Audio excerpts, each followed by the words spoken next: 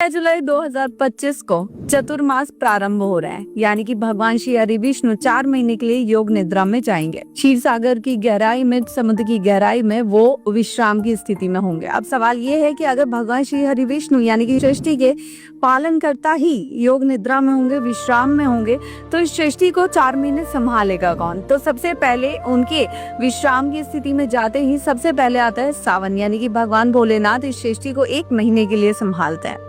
और सावन के जाते ही आते हैं कृष्ण जन्माष्टमी, यानी कि भगवान श्री कृष्ण इस सृष्टि को संभालते हैं। कृष्ण जन्माष्टमी के बाद आती है गणेश चतुर्थी और राधा अष्टमी, यानी कि भगवान श्री गणेश विघ्नहर्ता और माँ राधा अष्टमी के तौर पे इस सृष्टि को संभालते हैं, उसका संचार और सृजन करते हैं। गणेश चतुर्थी के बाद, विसर्जन के बाद आते हैं पितृपक्ष, यानी कि हमारे पितृ, हमारे पूर्वज इस धरती पे रहते हैं, हमारे बीच रहते हैं, हमें अपना आशीर्वाद देते हैं और हमारी रक्षा करते हैं। पितृपक्ष के बाद तुरंत आती है नवरात्रि, यानी कि माँ अम्बे, माँ जगदम्बे इस सृष्टि को संभालती हैं, रक्षा करती हैं और हम पे अपनी कृपा बरसाती हैं। और माता रानी के विसर्जन के साथ ही हम भगवान श्री राम इस सृष्टि को संभालते हैं और भगवान श्री राम के जाने के बाद गुरु नानक देव जी प्रकाश पर्व के तौर पे इस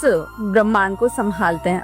और गुरु नानक जी का जो प्रकाश पर्व समाप्त होता है, उस समाप्ति पर ही भगवान श्री हरि विष्णु योग निद्रा से वापस आते हैं और उसके बाद देवशयनी एकादशी के साथ ही वापस भगवान श्री हरि विष्णु अपनी कृपा करते हैं और फिर से जितने भी मांगलिक कार्य हैं, जितने भी अच्छे काम हैं, गृह प्रवेश हैं, शादियां हैं, व्यापार हैं, नई चीजें हैं, नए प्रोजेक्ट्स हैं, वो वापस से शुरू होते हैं। लेकिन चतुर्मास के इन 4 महीनों में कोई भी मांगलिक कार्य, शादी विवाह जैसा कोई भी मांगलिक कार्य इन 4 महीनों में नहीं होता है। तो बोले हर हर महादेव।